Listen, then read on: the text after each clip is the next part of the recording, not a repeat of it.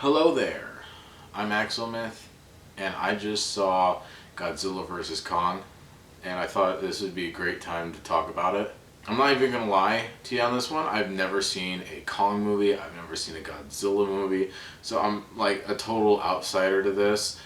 Even like the new Kong movie that came out like a few years back, Skull Island, never saw that one. So I'm like totally new to this, so if I get things wrong, feel free to let me know, I guess. So this movie starts out, Kong's in this dome that's supposed to look like Skull Island, I guess, and he's just getting like a little angsty, he's getting really angry that he's just bottled up in here and he's, he can't get out. And then there's like this mysterious little girl who just kind of walks up to Kong and it seems to like calm him down, and then he just kind of runs off. The girl's mom comes and you find out that this little girl is deaf because they're speaking sign language to each other, and that was really cute. And then we get like kind of like an opening theme song type thing. Well, I mean, like it would have worked if you put an actual theme song there, but basically it was like of just pictures of like a giant monkey and a giant dragon fighting and stuff. I just wish that they put in like an actual theme song. I mean, you might as well have. And then it like kind of like the pictures kind of go towards more like the anatomy of Kong, and then it also has like different, I think that it's like different clips of like Godzilla movies and Kong movies or something. I think, I'm not really sure. Then we get to this A-Pex base in Florida, and for some reason Godzilla just starts like wailing on it and destroying it. Nobody seems to know why. There's this really paranoid guy.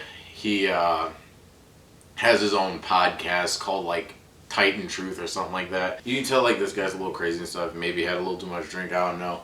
Just starts acting like really socially awkward and weird.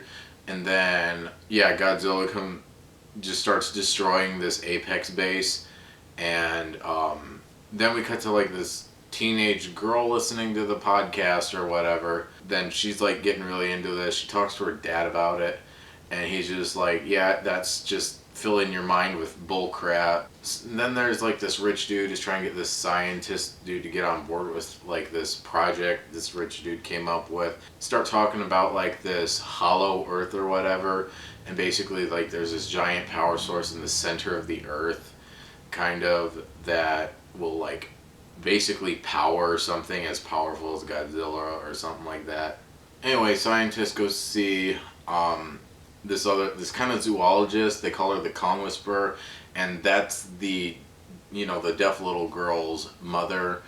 And he basically convinces the zoologist to take Kong to the center of the earth to try to get to this power source or whatever. Cut back to the teenage girl, and she's been listening to the crazy guy's podcast for like, I don't even know, like 2 days straight or something. And she apparently at some point she called up her friend to steal his brother's van, and then they drive off in it to find this crazy dude in like Chinatown somewhere. Then we have Godzilla versus Kong round one, where Kong is chained to the boat. They're like the people literally took like an entire fleet of boats to take Kong to the this center earth or whatever. Godzilla shows up because apparently he thinks Kong is a threat or something. And I love how in this movie Godzilla is straight up just like the bully. These people are trying to not even threaten Godzilla. They're basically just trying to find like this power source, or at least that's what the scientists think. And Godzilla just comes up like like destroys the entire fleet. He's just like, yeah, no, you guys, no, this monkey's a threat. So then Godzilla totally wipes the floor with Kong, goes off, and kind of gives Kong the look of, this is my turf, don't come around here again.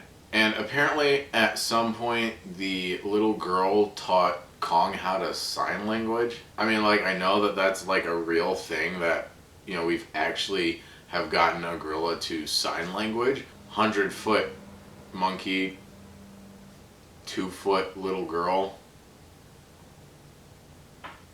So basically, the teenage girl and her friend find the crazy dude, and it does not take much convincing at all for this guy to go break into A-Pex's Florida dungeon. They do that, and they get into this like elevator thing, and it literally takes them from one side of the planet, you know, Florida in the U.S., to Hong Kong in China. Yeah, so that was the thing. And I guess after the entire, you know, Godzilla versus Kong round one, the scientists end up at Antarctica, and I guess the trip goes smoothly after their fight. But basically, you know, they're having a little trouble getting Kong to go into the center of the Earth because of reasons.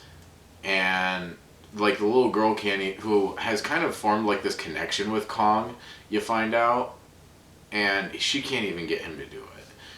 And then the scientist dude tells the zoologist, what if we tell him that he might have family in there or something? And she's like, well, that'd be lying. And scientist dude makes a point, and he's all like, look, Godzilla destroyed our entire boat fleet, and he cannot live here like this. He either needs to go inside or die here, I guess.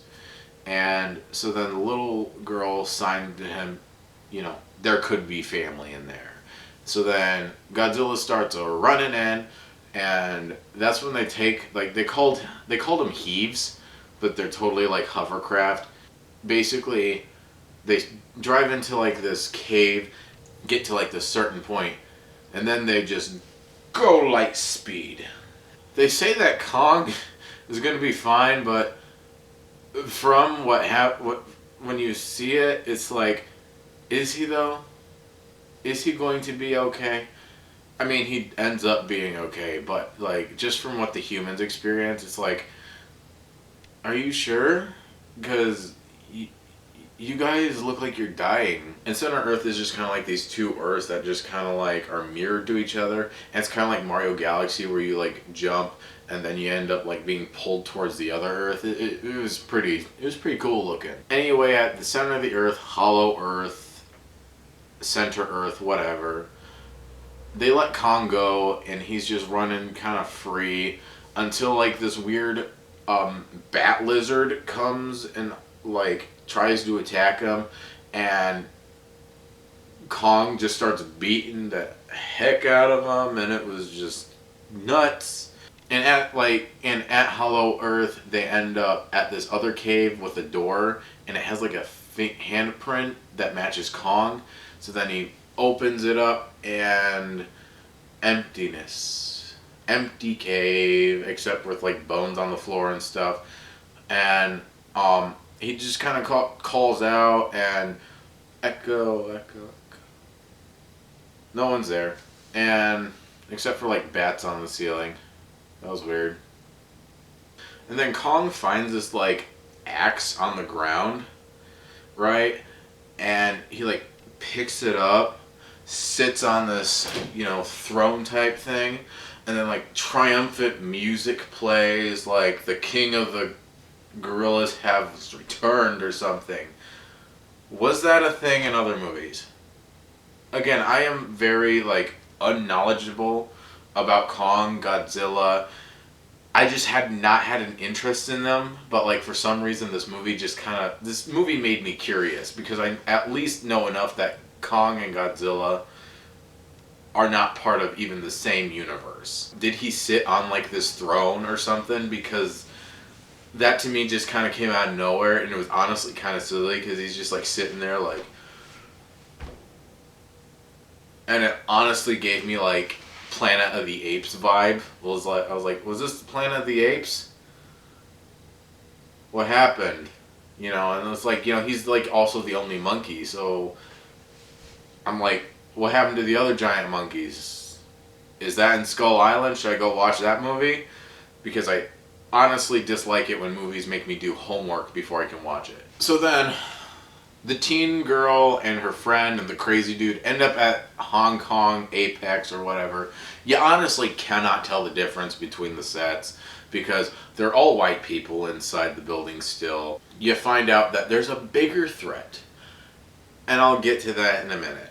Kong's axe type thing, apparently it harnesses the same energy that Godzilla's mouth beam has. And what happened was like Kong just kind of like put the axe down like a puzzle piece into like this crevice in the ground, and then like this giant dragon thing just kind of lit up around this like kind of like a pillar in the middle of the cave, and it just kind of gave the axe power, and that called Godzilla to Hong Kong,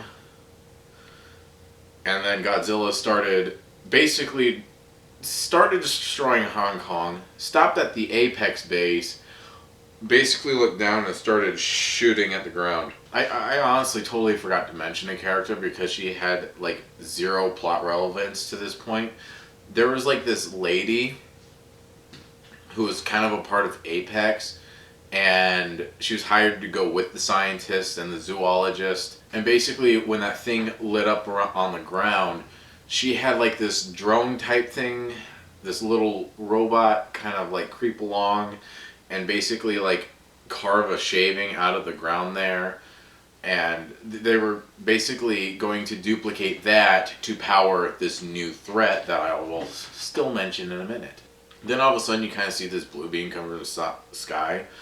They kind of look up it, and then there's Godzilla. It was kind of funny and kind of confusing when you take into account the other scene where they basically went to light speed to get to this place. And then basically what happens to the lady for hire is that Kong grabs the ship and basically squeezes it because she's trying to use that for... And basically that's like the only important relevance is that she kind of triggers Kong a little bit, and he crushes her ship. And honestly, by the time that he does that, it feels deserved. Like, thank God this woman is out of the movie. No shade to the actress. Her character was just kind of like rude the entire time. Kong literally climbs up, and then Godzilla vs. Kong round 2. I don't know what else to say. They just start wailing on each other. And honestly, Godzilla starts just wailing on Kong. It's actually a really nice action scene. And I really liked the CGI of like Godzilla and just how he kind of looked like a lizard, you know what I mean? I don't even know how to explain it. It was just really cool looking.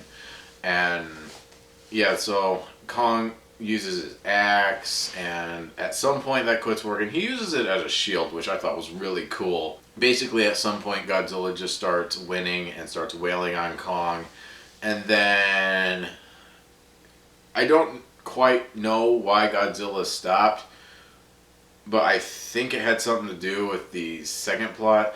The teenage girl, her friend, and the crazy dude found the new threat. They figured out what it was. It was basically like a supercomputer of like one of the original monsters, basically made from the original monster, I mean, basically sent through Wi-Fi signals over to the new threat.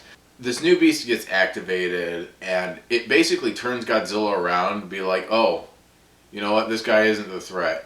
And then yeah, the new threat comes, and guess what? Guess who it is? It's Mecha Godzilla, or as I know him, Godzilla 2000. I don't know if you've ever played that game, but I remember it, and it was fun. And something else I want to comment on was like when they were about to start round 2 of Kong vs. Godzilla, they it honestly felt like a callback to that game, and I just thought that was like a cool little like reference. I don't even know if it was, but that's what it felt like to me. So basically what A-Pex was doing was making Mechagodzilla be able to stand up to Godzilla in case Godzilla ever went bad, like it seemed like at the beginning of the movie. Anyway, Mechagodzilla starts thinking for itself, and instead of using like basically its controller, and that's when the real battle begins of Godzilla versus Mechagodzilla. And then basically the scientists and the zoologists use the H.E.A.V, the hovercraft, to basically jumpstart Kong's heart, because I guess Godzilla almost killed him. That was honestly pretty emotional. and Godzilla and Kong just start like wailing on him, and honestly, like Kong is like getting his revenge on Mechagodzilla. You know what I mean? He's just like using his axe and everything. Godzilla like throws his mouth beam at it. Oh, and Kong uses it as a shield and is like powering up, and then he's just like ching ching ching, and Mechagodzilla goes down. Kong does a fatality on him, rips the head off, and he's just like, kind of what happened. And then like they kind of have like this Western stare down, and I don't really know what happened. They don't like it. They don't have dialogue, but it's like Godzilla looks all ready to fight. Kong picks up the axe, and then like drops the axe, and then Godzilla just kind of looks like, we'll fight another time or something like that. And before I saw this movie, I saw this meme that was literally, I think it was like of Monty Python, and it was like, we'll call it a draw then, or something like that. And that literally explains the end of this movie. And then this movie basically ends on the teen girl and her dad, who is not very important to the plot, but he does kind of work for A-Pex. They get reunited, and he gets to meet the crazy dude who has the podcast, and we don't really know what else happened to him.